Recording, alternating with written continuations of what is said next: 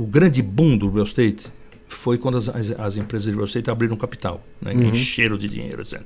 Gastaram o dinheiro de uma forma absurda. Gastaram, não é investiram, gastaram. Né? E nós fizemos algumas análises a partir daquele momento para ver o que aconteceu com os preços em São Paulo e com a condição de comprar. Né? E fizemos uma que eu acho a mais fácil de explicar.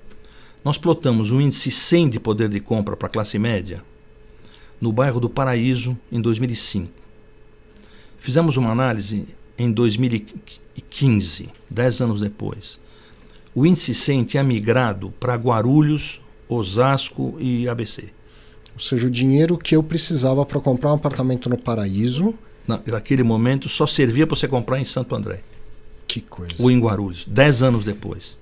E foi uma valorização do mercado imobiliário? Porque tem muita gente que está ouvindo isso e está falando, tá vendo? Por isso que eu compro imóvel, porque ele sempre valoriza. Foi isso que aconteceu, né?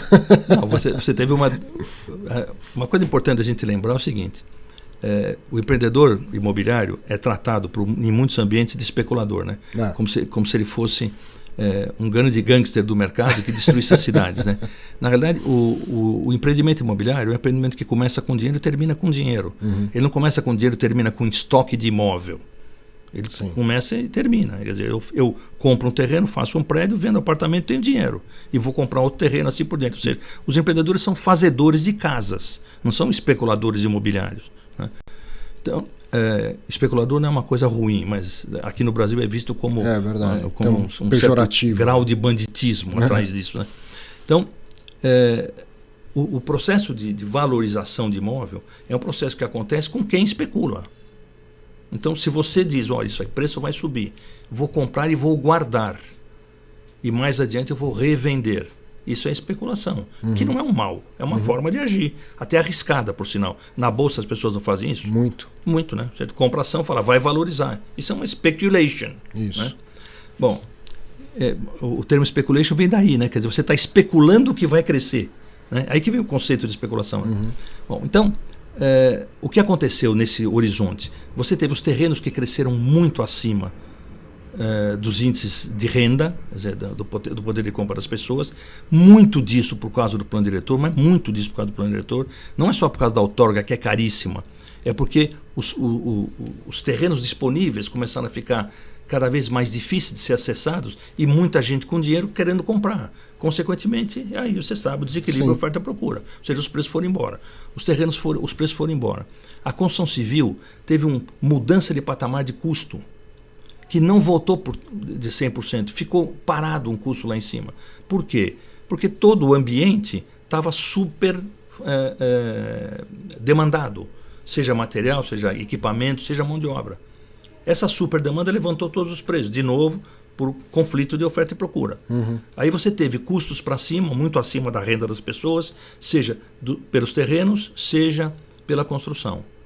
E as margens dos empreendedores muitas vezes não cresceram na mesma proporção. Porque se você for colocar a mesma margem, você não vende porque não encontra o seu público-alvo. Algumas margens até foram comprimidas. No passado, se falava de trabalhar com margens de 30%. Hoje se fala em trabalhar com margens de 18% a 20%.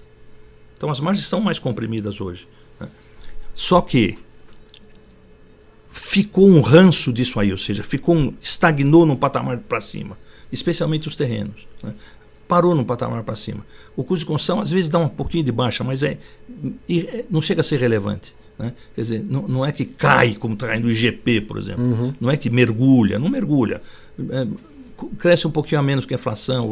Se você olhar curvas históricas, o IPCA e o INCC está sempre acima do IPCA. Sempre, historicamente. Você pega qualquer intervalo, o INCC está alguns pontos acima do IPCA. E se a gente imaginar que o IPCA está perto das rendas? Então, todo mundo foi ficando pobre em relação ao que custam os prédios na cidade de São Paulo, as casas, as residências na cidade de São Paulo. Então, as pessoas de classe média foram expulsas. O que o plano diretor devia fazer? Trazê-las de volta para as centralidades. Trazer as pessoas para perto de onde elas trabalham. Né? Onde que elas trabalham? Nos centros de negócio, nos enclaves em que tem centro de negócio que demanda de emprego de serviço, basicamente. Né? Para você fazer isso, você precisa valorizar os terrenos, no sentido de deixá-los viáveis para a produção.